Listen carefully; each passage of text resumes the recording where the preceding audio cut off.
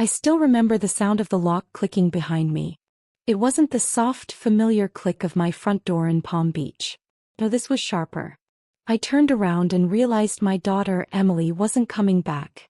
The place smelled like lemon cleaner and old bread. A nurse with a fake smile handed me a brochure titled, "Welcome to Suncrest Living." I looked around, wheelchairs, walkers, quiet TV murmurs. I wasn't visiting. I was staying. I wasn't sick. I wasn't confused. I was 78, sharp as ever. I paid my own bills. I made my own meals. But my daughter had smiled sweetly, said we were going for a tour, and next thing I knew she signed some paper and left me here. Without my consent. Without my keys. Without my phone. Emily. I called after her, limping to the glass doors. Emily, wait. She didn't look back. As we proceed in this story, please subscribe now for more powerful true stories that will leave you speechless. Don't miss what happens next. I stood at the glass doors for 10 minutes. Maybe more. A nurse, her name tag said Yolanda, came over with a wheelchair. "Honey, why don't you come sit down?" she said gently. "I can stand just fine," I said, backing away. Yolanda didn't argue. She wasn't the problem. Emily was. My only child, my own flesh and blood. She'd taken my purse, my ID, everything. I didn't even have my house keys. I felt sick. Not in my body but deep down in my bones. The next hour was a blur. Paperwork I never signed. Medications I didn't ask for. I kept saying, "I want to go home." But everyone just smiled and said, "Let's give it a few days." I wasn't some old bat. I was a retired schoolteacher. I'd spent 40 years grading essays, raising Emily after her father died, and scrimping every penny to pay off my house. The house. That was the key to all of this. Because Emily wanted it. She'd been asking about it more lately. "You know, Mom, that place is way too big for you." Or, "Have you thought about downsizing?" I should have seen it then, but love makes you blind. Or maybe it's guilt. I raised her alone. I blamed myself when she struggled. I gave her everything. Now she was giving me a twin bed in a locked hallway. They gave me a room with pastel walls and a bed so low it felt like a punishment. My roommate, Judy, was nonverbal and stared at the wall all day. I wasn't mad at Judy. I was mad that this was where I was placed. Like a dog in a kennel while Emily played house with my things. That night, I lay on that plastic mattress replaying everything. The way she rushed me into her car. How she ignored my questions. How she told the front desk, "My mom has early dementia. She gets confused." Confused? I'd been paying Emily's credit card for the last 3 months. I knew exactly what was going on. I didn't sleep. I waited for morning, hoping this was some mistake or that Emily would come back and say, "Sorry, Mom." I panicked. "Let's go home." But she didn't. Instead, a lawyer showed up. He came in with Yolanda and a clipboard. "Hi, Mrs. Bennett. I'm Greg. I'm here on behalf of your daughter. She wanted me to bring a few things for you to sign." My eyes narrowed. "What things?" "Just some standard guardianship adjustments, power of attorney details, that sort of thing. No rush." "I'm not signing anything." He looked uncomfortable. "It's just to make sure your daughter can help manage your care, finances, the house." "The house." I cut him off. "That's my house. She mentioned that you discussed transferring ownership to avoid probate." "I never said that." He backed off and said he'd come back another day. I never saw him again, but I knew what he was trying to do. Emily was trying to make it legal. To take the house and the money and leave me in this place until I died quietly. Well, I wasn't going to die quietly. By the 3rd day I found my way to the computer room. It took some convincing, but one of the younger aides helped me log in. I emailed my old neighbor Sylvia. Just a few words. "Emily put me here. She took my house. I need help." An hour later Sylvia replied. I almost cried seeing her name pop up on the screen.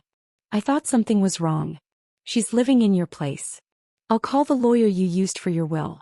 Sit tight." It was the first time I had hope. You see, years ago after my sister Helen was put in a home by her kids, I got scared. I called a lawyer and made a backup will. One that said if anyone tried to manipulate me or gain guardianship by force, the will would be voided. Everything, My estate, my savings, would go to charity. I never told Emily. Not a word. That night I looked out the window past the locked gates. Somewhere out there my house was being redecorated with my daughter's tacky taste in throw pillows. But I wasn't done. Not by a long shot. Emily thought she'd won. She didn't know what was coming. And neither did I. Because the real twist was just beginning. The next morning I stopped fighting. I smiled when the nurse brought me oatmeal. I folded the clothes they handed me. I even agreed to take that little white pill they kept pushing every night, though I only pretended to swallow it. I hid it under my tongue and spat it into a tissue when no one was looking. They all thought I was adjusting. But really I was planning. You see, once Sylvia responded to my email, I knew I had a lifeline. She wasn't just a neighbor. She was a retired paralegal, smart as a whip and fiercely loyal. When she said she was going to find my lawyer, I believed her. But I also knew this wasn't going to be easy. Emily had power of attorney now. She told them I had mild cognitive decline, and apparently that was all they needed to start treating me like I didn't know my own name. So I decided to play along. That's how I survived raising a child alone, working 2 jobs and keeping a roof over our heads during a recession. I knew how to stay quiet when it counted, and strike when the time was right. Every day I paid attention. I watched the staff schedules. I learned the shift changes. The night nurse, Connie, was always drowsy after midnight. I could walk right past her if I moved slowly. During the day I talked to other residents and staff like I belonged. I started walking again, just little laps in the garden. At first I needed a cane, but after a week I didn't. They called it a miraculous recovery. I called it adrenaline. Anger gave me strength. That and revenge. Every time I thought about Emily sleeping in my bed, walking barefoot on the tile I scrubbed with my own hands, I burned a little hotter. She didn't even let me take my dog. Said he was too much, and gave him away to a coworker. A week after I emailed Sylvia, she showed up. I was sitting in the common room pretending to knit. She walked in with her cane, a leopard print scarf, and a fire in her eyes. The staff told her visiting hours were over. She smiled, nodded, and walked straight to me anyway. "Don't talk," she whispered as she sat beside me. She slipped something into my hand. A folded piece of paper, torn at the edges. I tucked it into the waistband of my pants, under my sweater. "Someone's looking into it," she said aloud, smiling like we were just old friends chatting. "You'll be out soon, okay?" I blinked fast to stop the tears. I hadn't cried in years. Not since the day Emily stormed out of the house and called me controlling because I wouldn't co-sign another loan. She came back 2 months later, all smiles. Thought it was love. I didn't realize it was strategy. Back in my room, I read Sylvia's note when Judy was asleep. Her snoring gave me cover. The letter said, "Your lawyer, Tom Reyes, still has your file. He never saw any signed changes to your original will. He's filing a motion to re-examine your competency and review the guardianship order. Stay put. We're going to do this the right way." My fingers trembled as I folded the note. Tom Reyes. I hadn't heard that name in 10 years. He drew up the first will and the secret one I made afterward. The one that cut Emily out entirely if she ever pulled something like this. All I had to do now was survive, and keep playing the fool. The hardest part was when Emily came to visit. She showed up in a bright yellow sundress like she was doing charity work. Sat across from me with fake concern, talking loud and slow like I couldn't hear properly. "Hi, Mom," she said, resting her sunglasses on her head. "How are they treating you? I hope you're adjusting. It's so much safer here." Safer for who, I wondered. "They're very nice," I said, nodding like a good little senior citizen. She leaned forward. "Listen, I brought over some papers from the lawyer. Just small updates. It would really help with managing things." She pulled out a pen and a crisp document, already tagged with yellow sticky notes where I was supposed to sign. My heart thudded hard, but my face stayed calm. "Oh," I said, blinking. "Can I read it later? My eyes get so tired in the afternoon." Her smile tightened. "It's just routine, Mom. You can trust me." I chuckled softly. "Of course I can. You're my daughter." But I didn't sign. And that's when I saw it, that flicker of irritation in her eyes. She thought I was slipping, but now she wasn't so sure. I saw the way her fingers twitched. She took the document back and said we could do it next time. I watched her walk away, and I knew she suspected something. That night, I hid the note from Sylvia behind the mirror in the bathroom. I couldn't risk a random room check. I also began keeping a journal. Just simple things. What time meals were served, what staff said, what Emily tried to make me sign. If this ever went to court, I wanted proof. Yolanda, the nurse I liked, asked me one day, "You seem different lately. Harper. Like yourself again." I looked at her and smiled. Funny how quickly things can change. I couldn't tell her what I was planning. But deep down I think she knew. The next week, Sylvia came again, this time with bigger news. "They're taking Emily to court," she whispered. "And your will? The real one? It's locked in Tom's vault. He's already filed the motion to protect your estate. But Emily's trying to sell the house before the order goes through. We have to stop her." That's when I snapped. "Let them try," I said. Sylvia blinked. "What do you mean?" I added a second clause to the will. "If Emily ever sells my house while I'm alive, everything she touches goes to charity. She loses it all." Sylvia's jaw dropped. "You really did that?" "I'm not a fool," I said. "I just pretended to be one." That night I didn't sleep again, because I knew what was coming next. The battle over my house wasn't just about property. It was about dignity. Like justice. Emily thought she had control. But I still had the final move. And the clock was ticking. When I first wrote that will, I never thought I'd need it. It was a cold Florida evening about 10 years ago. Emily had just moved back in with me after her second divorce. She said she needed a reset. I said she could stay for 6 months. 6 months turned into 2 years. Somewhere in the middle of that, I saw what she had become: manipulative, entitled, and always circling like a vulture. That's when I called Tom Reyes and rewrote everything. I told him plainly, if Emily ever tried to take advantage of me while I was alive, if she forged my signature, locked me away, or tried to sell my house, I wanted everything redirected. Not to her, not to any blood relative, but to charity. To the same women's shelter I donated to when I had extra grocery money. Tom looked at me for a long time after I finished. "You sure you want to go this far, Margot?" "She's already going that far," I said. "This is just insurance." I didn't realize until now how important that conversation would become. Back in the nursing home, things were getting tense. Emily stopped visiting for 2 weeks. No texts. No calls. The staff said she was probably busy, but I knew better. He was scared. She'd either gotten a legal notice from Tom's office, or Sylvia's court filing had reached her mailbox. Then Yolanda, the kind nurse, brought me some news. "There's a real estate sign in front of your house, Margot. I saw it when I drove past last night." I felt cold. Like something broke in my chest. "She's actually trying to sell it?" I asked, my voice thin. "I'm sorry," she said quietly. That's when I stopped pretending. I asked Yolanda for a phone call. A real one. Not supervised. Not cut off after 5 minutes. "Call your daughter?" she asked. "No," I said. "My lawyer." It took a little persuasion, but Yolanda agreed. After her shift ended, she brought me her personal phone and stood by the window, pretending to check her messages. I dialed the number Sylvia had given me for Tom Reyes. He answered on the second ring. "Tom Reyes speaking." "It's Margot. We've got a problem." He exhaled slowly. "I know. I just got notice that the house is already in escrow. She's fast. But we have a chance to stop it." "What do I need to do?" I asked. "I need you to be evaluated by a third-party doctor. Independent. If you're declared competent, we can file for emergency conservatorship reversal and freeze the sale. But we have to move fast."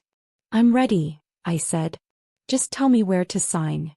The next 48 hours were chaos. Tom sent a medical specialist to the facility. A quiet man named Dr. Patel. He asked me questions about the date, the president, where I was, who Emily was.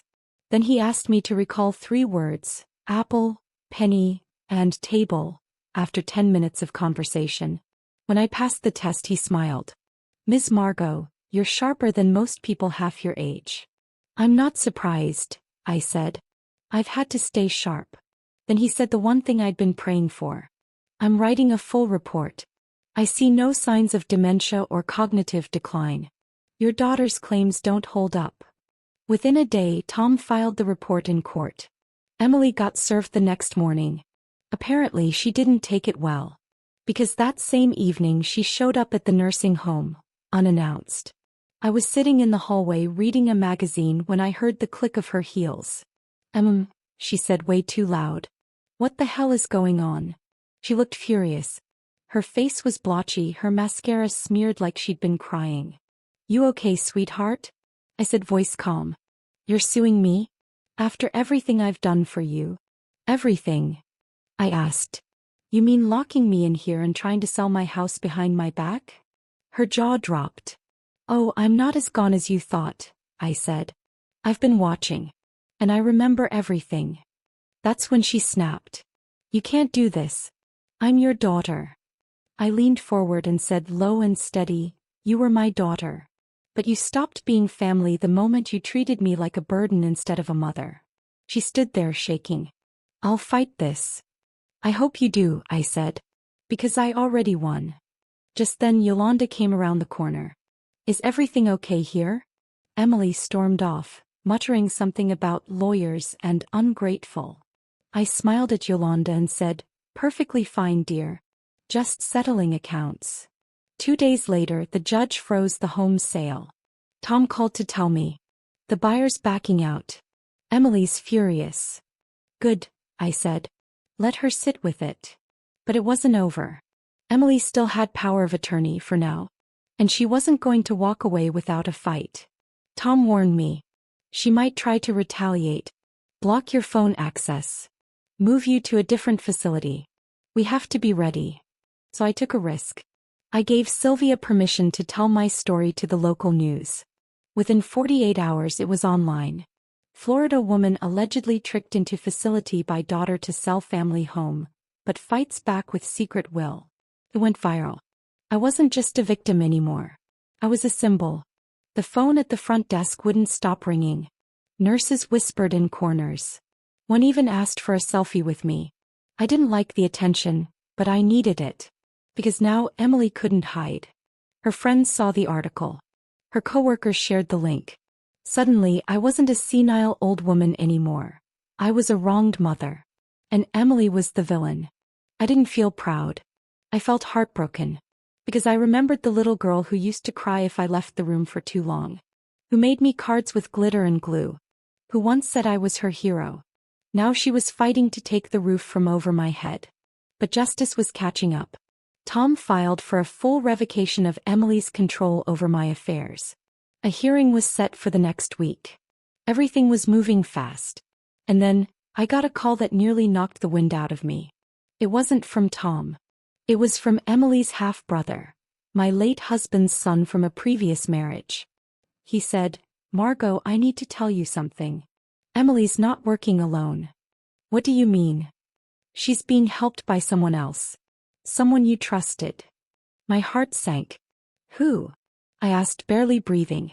I think it's your old accountant, David. And that's when I knew. The betrayal ran deeper than I ever imagined. I sat there with the phone pressed to my ear, barely breathing. David? My accountant? The same man who'd been doing my taxes since before Emily hit puberty? No, that couldn't be right. Are you sure? I asked again. Yes, said Ryan, my late husband's son. I saw the emails. David's been helping her move money. There's a second account in your name, but with her listed as an authorized user. I felt like someone had kicked the air out of my lungs. My hands trembled. Why would he do this? Money, Margot. Same reason everyone does something dirty. Ryan promised to forward everything. Screenshots, account numbers, email threads. I hung up, staring at the wall. Betrayed once by my daughter. Now again by the one man I'd trusted with every penny to my name. I didn't cry. I couldn't. I just felt cold. Like someone had peeled away the last layer of safety I had left. Yolanda noticed something was off the moment she walked in. Your hands, she said, crouching beside me. They're shaking.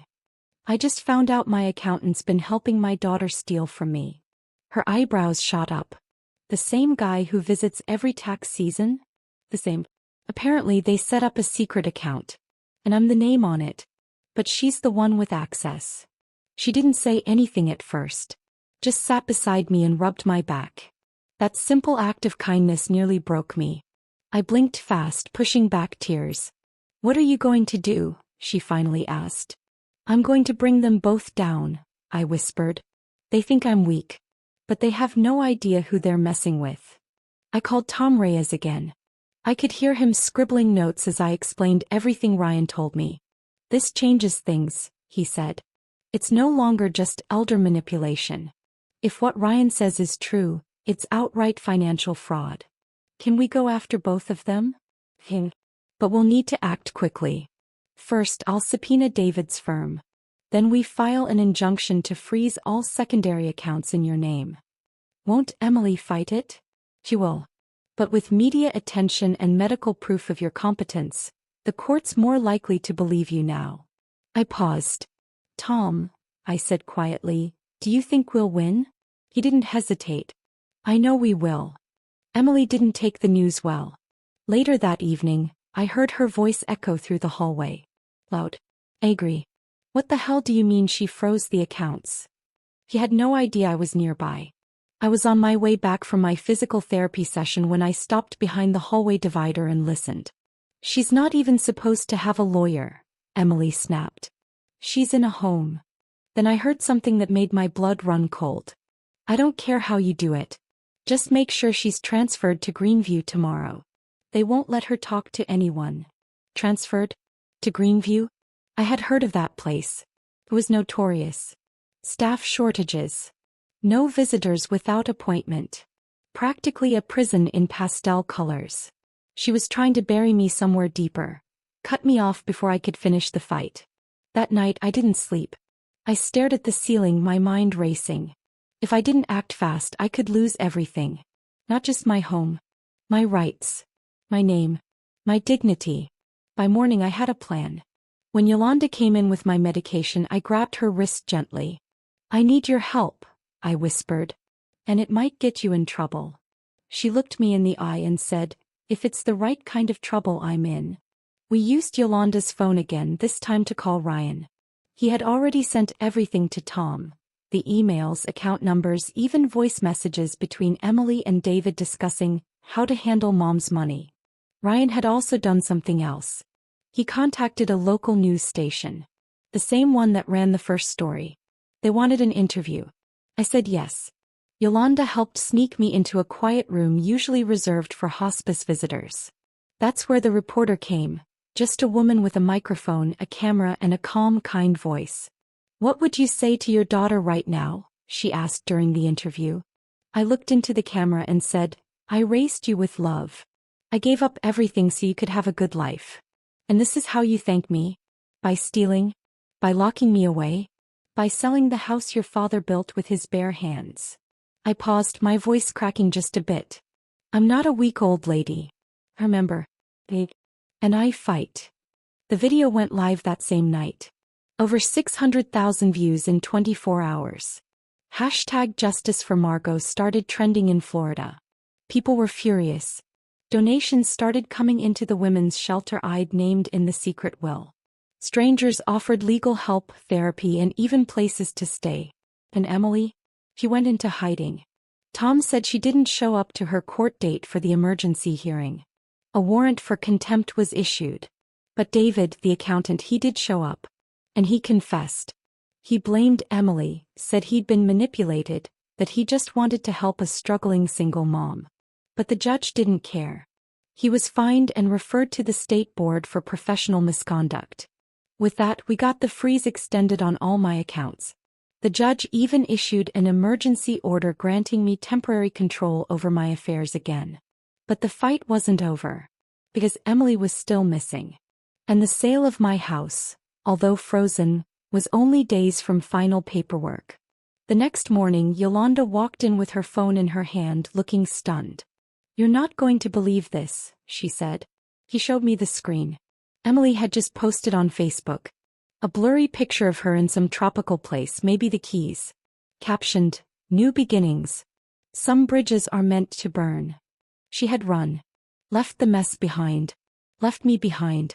But what she didn't know was that the law was catching up. And I had one last card to play. Because that secret will, it had one more surprise inside. I never thought I'd be the kind of woman who trended online. But there I was, #justice for Margot, old and graying, face full of liver spots and stubborn hope, being passed around the internet like a sad movie clip. And while the world clapped for me from the safety of their couches, I was still stuck here. Inside these beige walls. Inside this carefully scheduled hell. Still locked in. Still not free. Yes, the court had frozen the accounts. Yes, David the accountant had cracked. But Emily? She vanished. Like she was never even real. No apology. No call. Just a blurry beach photo and smug little caption. And the worst part? No one came for me. Not the reporters who praised me. Not the strangers who said, "You're so brave." Not even Ryan, who meant well but lived too far away and worked too many hours. I was still here. Sitting by myself at a stained plastic table, sipping lukewarm apple juice like a preschooler. The day they rolled out the new facility brochure, I thought it was just another photo op. A few nurses came by, all cheerful. One had makeup in her hand. "Margot, honey, would you mind letting us get a picture of you for the new flyer? You're one of our longest residents." It'd mean a lot. I didn't want to. But I didn't say no. Saying no in here didn't matter much. They did what they wanted.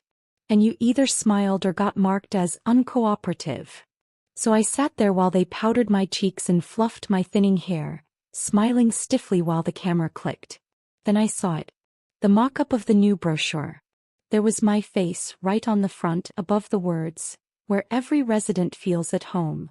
Except I didn't feel at home. I felt like a damn prisoner. That afternoon we had a family visitation event. They call it family tea here. Tiny cups, sugar cookies, soft piano music, all designed to feel sweet and warm. But really it's a test. A cruel one. Because when no one shows up for you, everyone notices. I sat at a table in the corner. There were 30 other residents. 25 had someone show up. Sons, daughters, even grandchildren. One woman, Shirley, had 3 generations holding her hand. Me. I sat alone. Across the room, a nurse whispered to another. Then glanced at me with that look. The pity one. The kind of look you give to someone who's already fading. "Poor Margot," I heard one say. "Still no visitors." My teeth clenched. I wanted to scream, "I'm not alone. I was stolen from." But what would be the point? Later, as the room cleared out, Shirley walked past my table. She was always kind, but today she leaned down and patted my shoulder. "You're so brave," she said gently. "But don't wait too long." I looked up. "What do you mean?" She sighed. "Whatever fight you still have in you, use it now. Before they label you confused. Before your voice doesn't matter anymore." That stuck with me. More than it should have. Because Shirley's son was a lawyer. She had power behind her. I had only Yolanda. And a will that no one had seen yet. That night, Yolanda snuck in after her shift.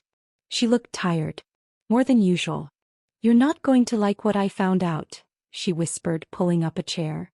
"Greenview filed a transfer request for you again." My heart sank.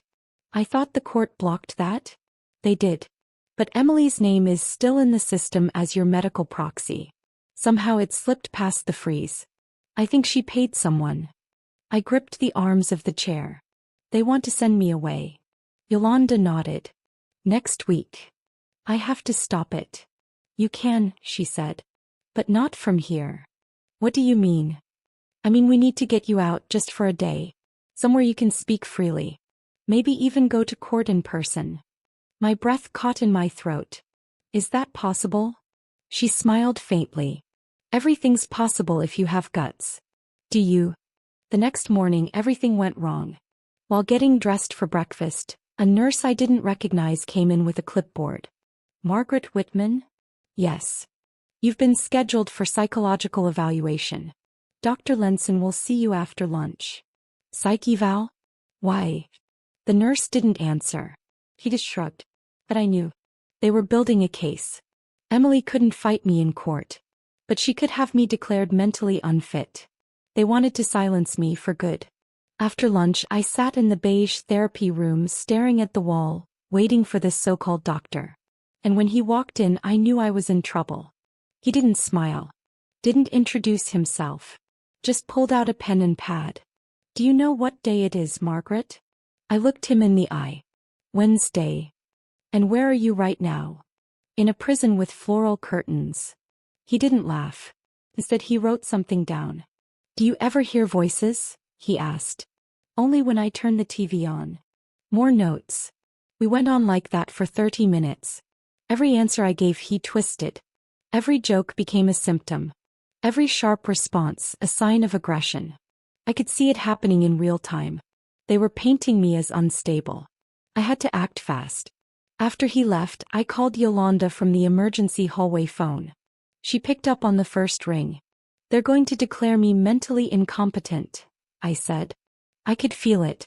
That doctor already made up his mind. He didn't hesitate. "Then we move tonight." I blinked. "What?" "We sneak you out during shift change. I'll have a friend waiting with a car. We'll drive straight to Ryan's. You'll give a sworn statement in person. Once the judge hears from you directly, they'll stop everything." My knees went weak. "You're serious?" "As a stroke," she said. "You in?" I grinned for the first time in days. "Let's do it." That night, I packed what little I had. One sweater, my reading glasses, and the original will hidden in the bottom of my shoe. As I waited by the side exit, heart pounding, I remembered what Shirley said. "Don't wait too long." He was right. Because time in places like this isn't measured in hours. It's measured in silence. And I'd had enough of that. Yolanda pulled up in a beat-up Corolla, flashing her lights twice. I stepped out into the warm Florida air, heart racing, ready to reclaim what was mine. But I had no idea what was waiting on the other side. Because Emily, she wasn't done. Enjoying this story? Don't miss what's coming next. Subscribe now and follow to see how Margot takes back her life, and what shocking secret Emily's still hiding. The night air smelled like salt and sweat. We drove in silence at first, Yolanda's friend, Javon, keeping his head low and eyes on the road. He didn't ask questions. Just drove fast with the headlights off for 2 blocks before turning them back on. Like he'd done this kind of thing before. Yolanda sat in the back with me, clutching the duffel bag that held the original will. "Once we get to Ryan's, we'll call the emergency judge," she said. "You need to speak clearly and calmly. No emotion. Just facts. Can you do that?" "I've been holding it together for months," I said. "I think I can last another 20 minutes. Truth was, I wasn't sure. My heart hadn't stopped pounding since I left Greenview. And underneath it all was a fear that wouldn't quit. What if Ryan didn't believe me? We pulled into Ryan's condo building around midnight. He lived in a quiet complex, palm trees swaying over carefully trimmed lawns. Yolanda buzzed his number, and after a few tense seconds his voice crackled through the speaker. "Hello. It's Mom," I said. I need help." Silence. Then the door buzzed. Ryan stood at the top of the stairwell, barefoot and stunned, wearing an old hoodie and pajama pants. "Mom," he said. "What's going on?" "I thought you were committed," I said bitterly. "Yeah. So did I." Yolanda stepped in. "She's got proof. A will. Witnesses. Your sister's trying to move her again tomorrow. We don't have time to explain everything." Ryan blinked, still trying to catch up. Then he looked at me, really looked. And what he saw, tired eyes, shaking hands, months of betrayal carved into my face, must have clicked something inside him. He said. "Come in." We sat in his living room. Ryan handed me tea, but my hands were too unsteady to hold it. "I need you to read this," I told him, pushing the worn paper toward him. "It's the will your father and I signed. Emily had it hidden in the attic. This one leaves the house to me until I die. Only then does it get split between you and her." Ryan read it. Then he read it again. When he finally looked up, his face had changed. "She lied to me," he said quietly. "She lied to everyone," Yolanda added. And she's close to pulling off the final piece. What piece? She's trying to get your mom ruled mentally incompetent. That way she can control everything legally. Ryan stood up and grabbed his phone. I know someone who can get us in front of a judge. But we have to move fast. There's a night circuit court 2 counties over. Let me make a call. By 2 a.m. we were in a borrowed suit, Ryan's, standing under the cold lights of a near-empty courtroom. The judge, a tired-looking woman in her 60s, eyed us from the bench like she'd seen 100 dramas play out just like this. Mrs. Whitman, she said. You have 10 minutes. Speak carefully. So I did. I told her everything.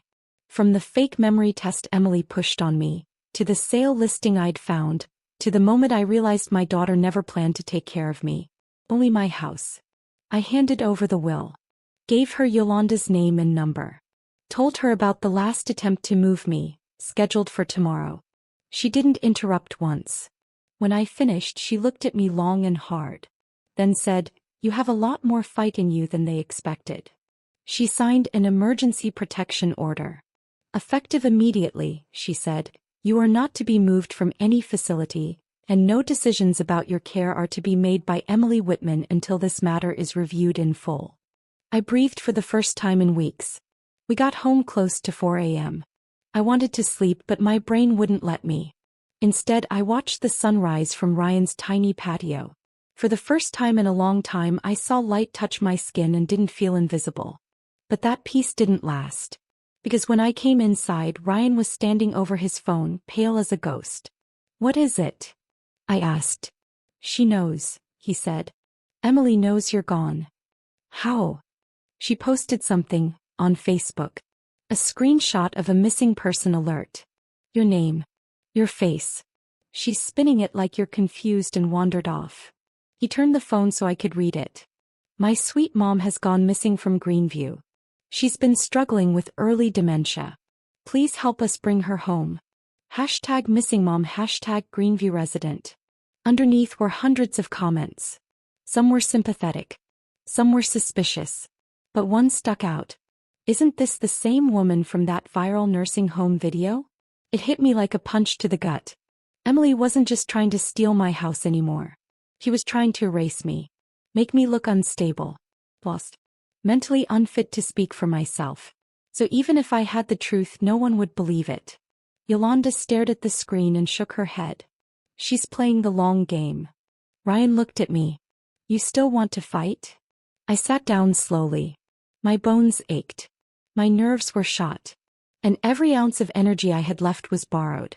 But still I nodded. Yes, I said. Because I'm not just fighting for my house anymore. Then what? I looked at both of them. I'm fighting for my name. That afternoon Ryan made a video. Not flashy. Not dramatic. Just me sitting in his living room explaining what happened. I held up the will. Read a few parts aloud. Explained the timeline. Yolanda sat next to me confirming what she saw. We posted it to the same Facebook group where Emily had dropped her fake missing alert. And within 2 hours it started to go viral. By sunset, a local news outlet had picked it up. By midnight it was trending again. But this time, I wasn't just a victim. I was the one telling the story. And just when I thought I'd finally turned the tide, there was a knock on the door. Ryan checked the peephole and froze. It's the police, he whispered. I stood up, heart pounding. What do they want?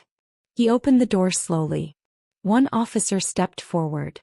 Are you Margaret Whitman? Yes. You're listed as a missing person. We've been ordered to return you to Greenview Assisted Living immediately. But I have a judge's order. The officer's face didn't flinch. I'm sorry, ma'am. But we were told that order might be forged. We've been instructed to take you in for medical evaluation first. And just like that, the door behind me began to close again. The officers were polite but firm.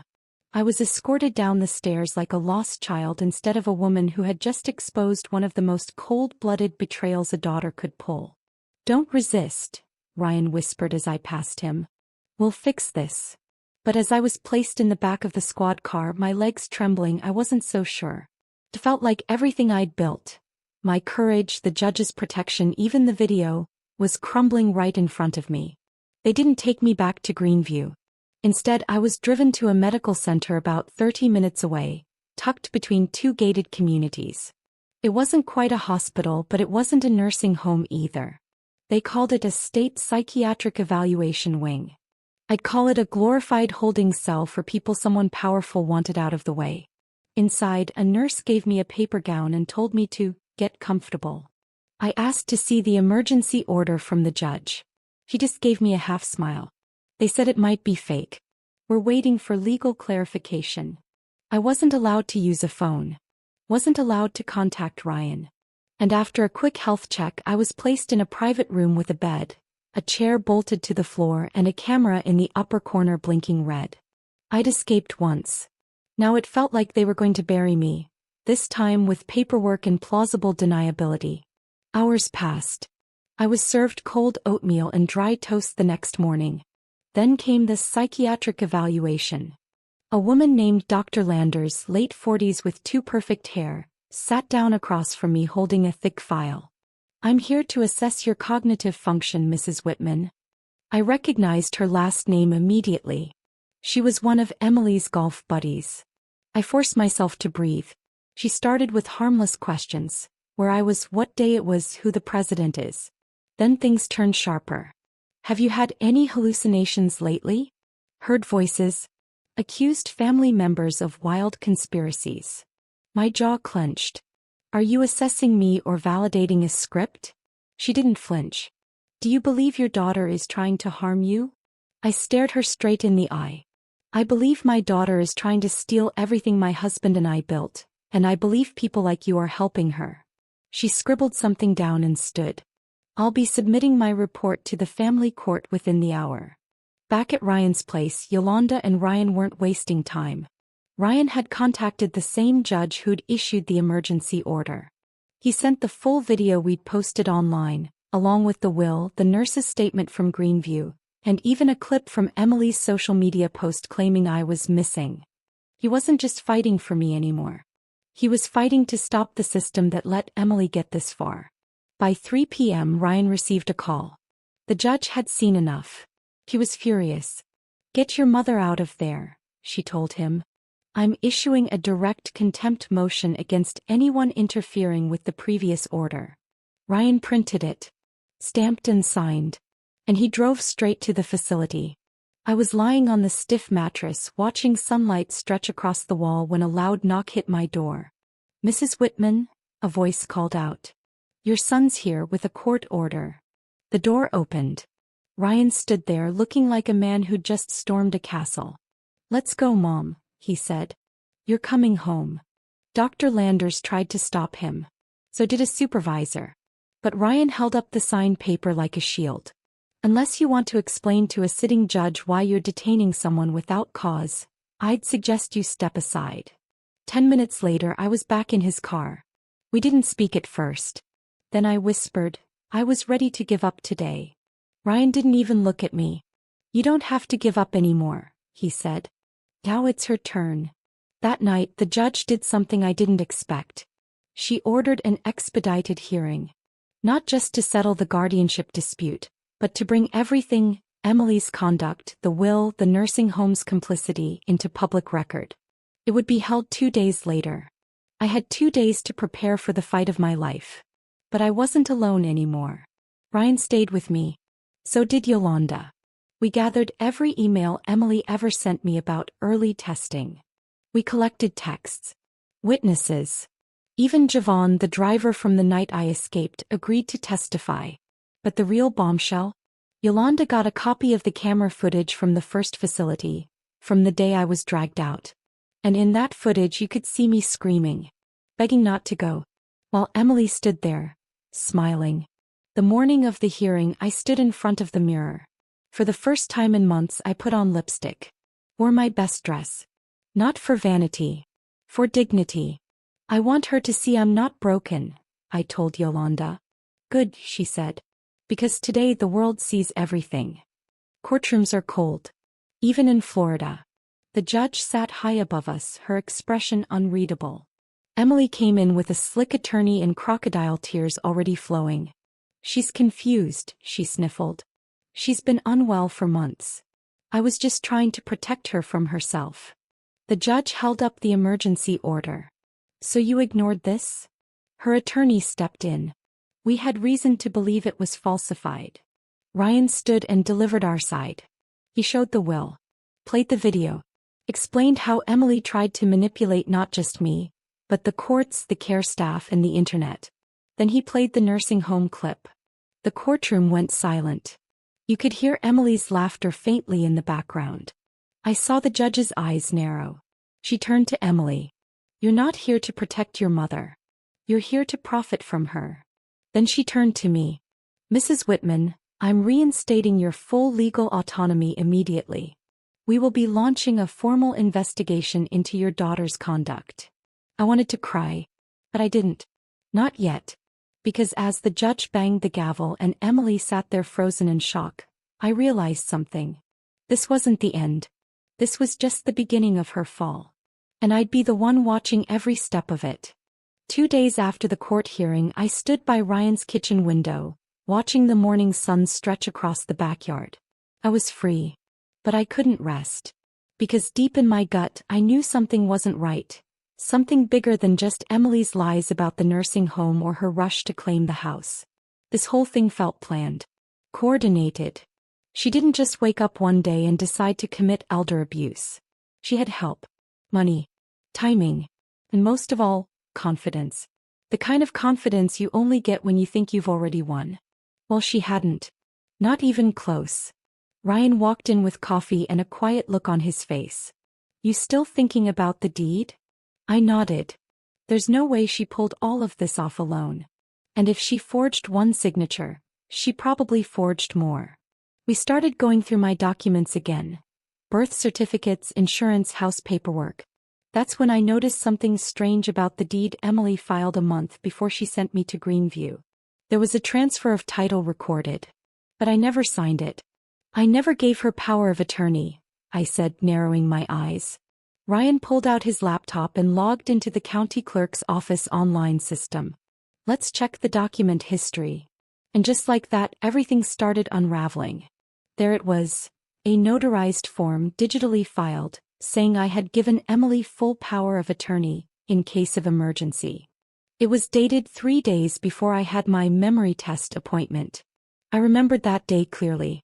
Emily had brought me to her friend's law office and asked me to sign something for insurance, in case I ever had a fall. She said it was just for medical consent. Nothing more.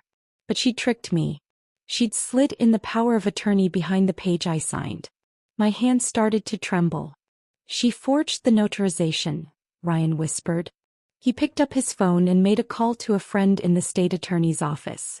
By that afternoon, we had a copy of the notary stamp and signature used on the file. And guess what? That notary had died in 2019. Emily had faked the whole thing. With that information, Ryan and I met with a legal investigator named Ms. Cortez the next day. She had handled elder financial abuse cases before. This isn't just a family squabble, she told me. This is fraud. Wire fraud. Possibly real estate fraud too. She asked for every document Emily had sent, every email, every form I'd unknowingly signed. She wanted to build a timeline starting from the moment Emily began pushing me to downsize. That was nearly 10 months ago. 10 months of lies. But the more I remembered, the more the puzzle pieces came together. The fake notary. The fast-track transfer. The memory tests Emily arranged with a shady clinic. And even her sudden caregiver status that allowed her access to my accounts. She wasn't just trying to steal my house. She was trying to erase me legally. That night, as I sat at the dining table, Yolanda came in holding a manila envelope. Mail just came, she said. You're not gonna believe what was inside this. It was a bank statement. From an account I didn't even know I had. Emily had opened it in my name, using the power of attorney, and had been draining $2,000 a month from my retirement savings. $2,000. Every single month. I could have been living in peace, I whispered. Instead, I was eating stale crackers in a locked facility while she went on cruises. Ryan clenched his jaw. This is it, Mom. We're going to court again. But this time it wasn't just to clear my name. It was to charge hers. 3 days later we filed a criminal complaint. Forgery. Financial abuse. Fraudulent use of legal documents. The state attorney's office opened a full investigation. They subpoenaed the bank records, the nursing home logs, and even reached out to the clinic that had diagnosed me. Turns out the doctor who wrote the report about my decline wasn't even licensed in Florida anymore. Everything was fake. Fabricated. Bought and paid for by my own daughter. It was like watching a mask slowly peel off. And underneath wasn't a loving child who made a mistake. It was a greedy woman who saw her aging mother as a paycheck. We didn't tell Emily about the investigation. Not yet. Let her stay comfortable. Let her think she'd gotten away with it. But I had one final card to play. Something I hadn't even told Ryan or Yolanda. Something I'd been holding close for over a year. Before my husband Harold passed, he wrote a second will. A private one. We knew Emily had been circling like a vulture even then. So he had the new will drawn up, signed in secret, and locked away in a small safety deposit box only I had access to. And in that will, he left everything to me. And if I passed, it would all go to the local women's shelter we supported for over 20 years. Not Emily. Not a cent. The next morning I called the bank. Requested access to the deposit box. I walked in wearing pearls, lipstick, and the same confident stride I had back when I ran my own interior design business. When I opened the box and pulled out that sealed envelope, I almost cried. There it was. Harold's true will. Witnessed, notarized, legal. Untouched by Emily's greedy hands. And in that moment I smiled for the first time in months. Not because I had won yet. But because I had the final truth. The one thing Emily never expected me to find. Back at Ryan's house, I placed the will in front of him. "This changes everything," he said, eyes wide. "No," I said quietly. "It ends everything." Because now not only was her fake power of attorney unraveling, her entire motive, her inheritance, was about to be stripped away. Legally. Permanently.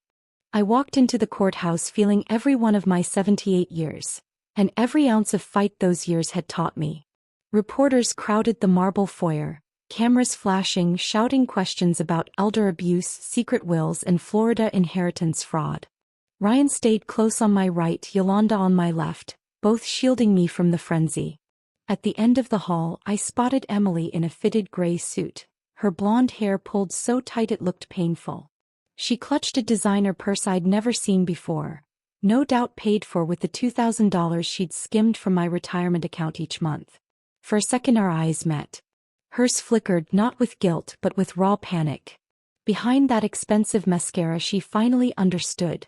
The mother she tried to bury was very much alive and ready to speak. Inside Division 3, the air felt colder than the blasting he, Judge Alvarez, same woman who'd reinstated my rights, sat high on the bench, gavel ready.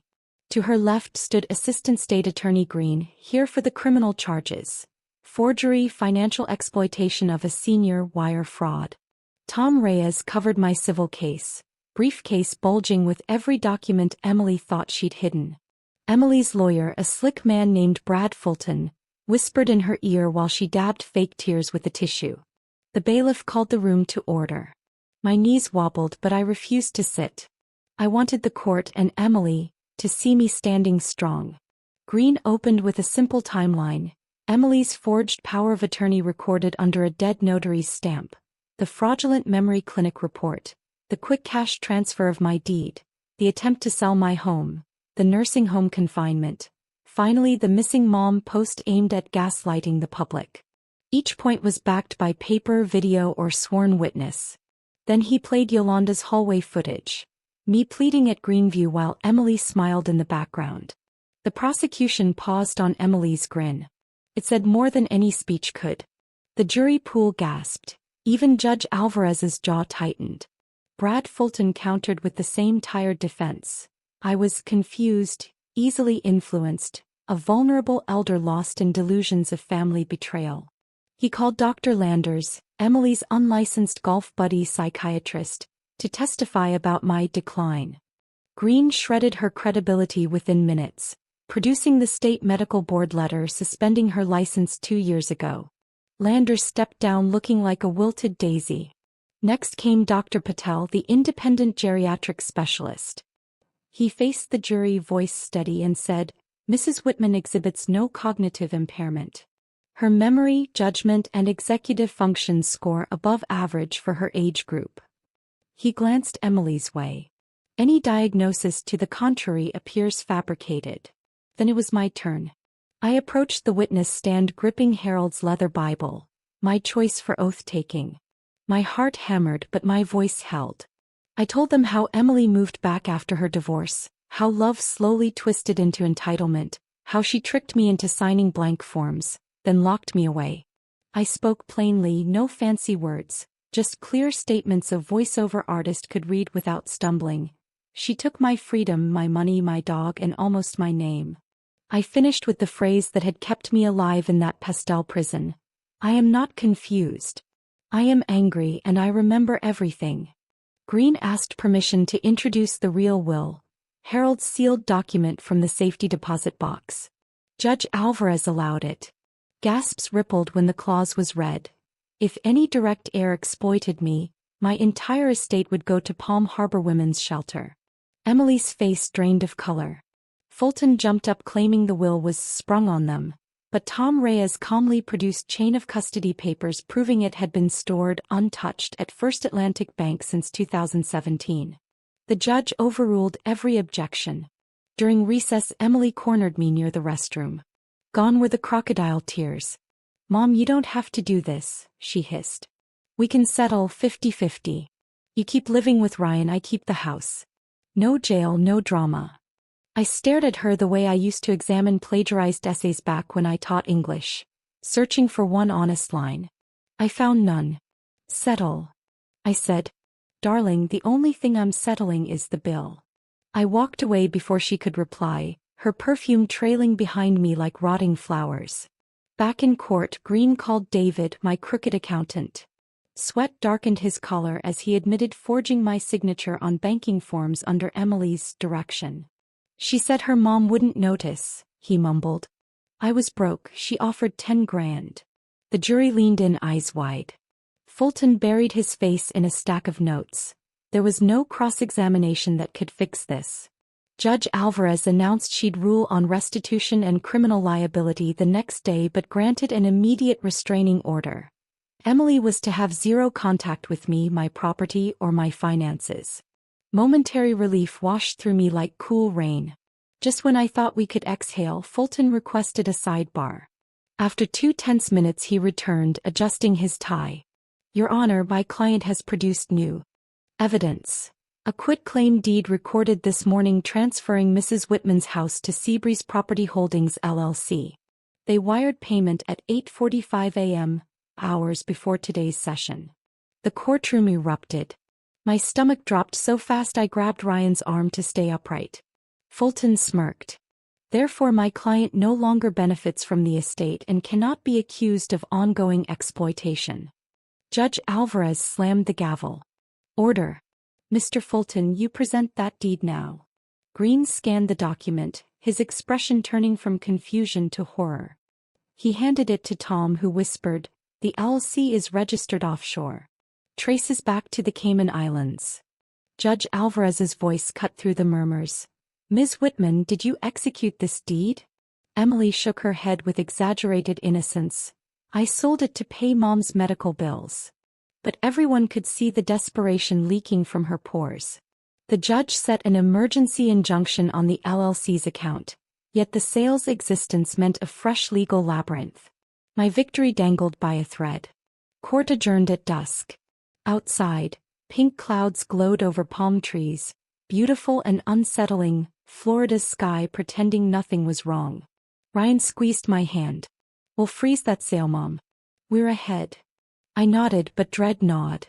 Emily had sacrificed her own payout to muddy the waters, maybe to hide funds beyond U.S. reach. If she slipped out of state tonight, she could vanish with whatever hush money Seabreeze had already wired. Elder abuse detectives hustled toward their cars. Reporters yelled more questions. I felt both center stage and powerless, shivering despite the humid air. In the back seat heading home, Yolanda opened her phone and gasped. Look. A news alert flashed. Shell company linked to senior exploitation ring launders millions through Florida real estate. Beneath the headline was a blurry photo of Emily shaking hands with a man I'd never seen. A man identified as Frederick Cole, CEO of Seabreeze Holdings. The article hinted at federal charges and a possible RICO case. Yolanda whispered, Emily's bigger trouble than we thought. I stared at the glowing screen, pulse roaring in my ears. My daughter wasn't just greedy, she'd climbed into bed with a criminal network. As we pulled into Ryan's driveway, 2 unmarked SUVs rolled past, heading toward the highway. Were they marshals after Emily, or was Emily already escaping?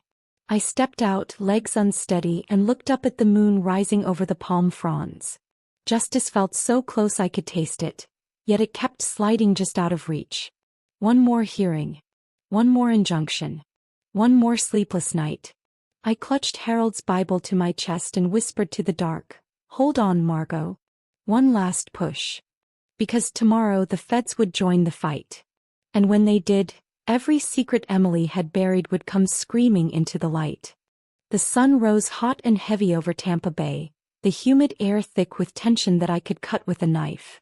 Today was the final hearing, what I hoped would be the last step in reclaiming my life, my home, and my peace. Ryan drove me to the courthouse, silent but steady. Yolanda followed in her car, phone in hand, ready to capture every moment if needed. I clutched Harold's old Bible, worn from years of use, as if it held the strength I needed to face what was coming. Inside the courthouse, the atmosphere was charged.